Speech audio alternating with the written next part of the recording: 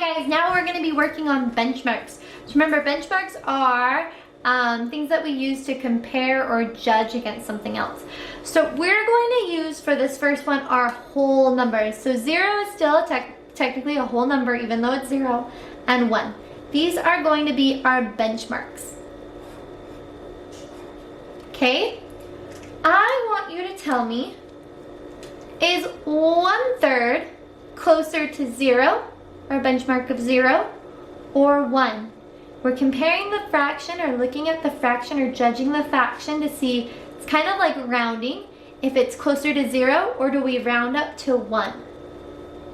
So what do you think? Do you think we're going to go all the way to 1 or go back to 0?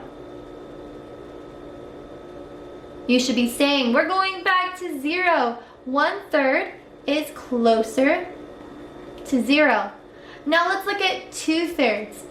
Is 2/3 closer to 0 or is it closer to 1? Yeah, you're right. We would round up to 1. Okay? Now we're going to do the same thing. Our benchmarks are going to be 0 and 1. But this time, I want you to look at 2/4. 2/4 is right in the middle. It would take me 1, 2 jumps to get there, or 1 and 2 jumps there. I want you to think back to rounding. 5 was right in the middle.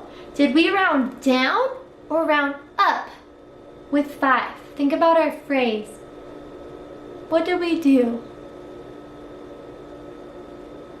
You guys should all be screaming. We rounded up, Mrs. Anderson. So 1 or 2/4 would round up to 1. So if it's right in the middle, it rounds up.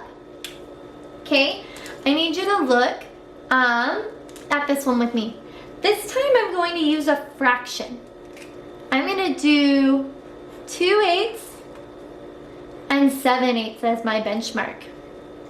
And I'm going to give you, let's do the fraction 3/8.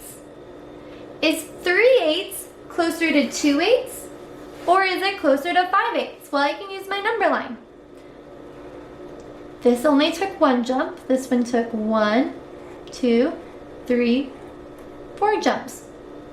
Which one took less jumps? Moving to 2/8 or moving to 7/8? You should all be saying 2/8.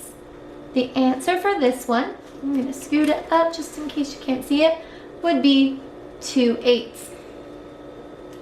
Now let's say I took a look at 5/8. 5/8 takes 1, 2, 3 jumps to get there. Takes 1, 2 jumps to get to 7/8. So which one was it closer to? You should all be screaming out 7/8. Correct. Okay, that is kind of how we use benchmarks. Sometimes you'll be giving fractions and you have to decide if a fraction is closer to this one or this one. Sometimes it's with whole numbers. So let's do some practice in your book.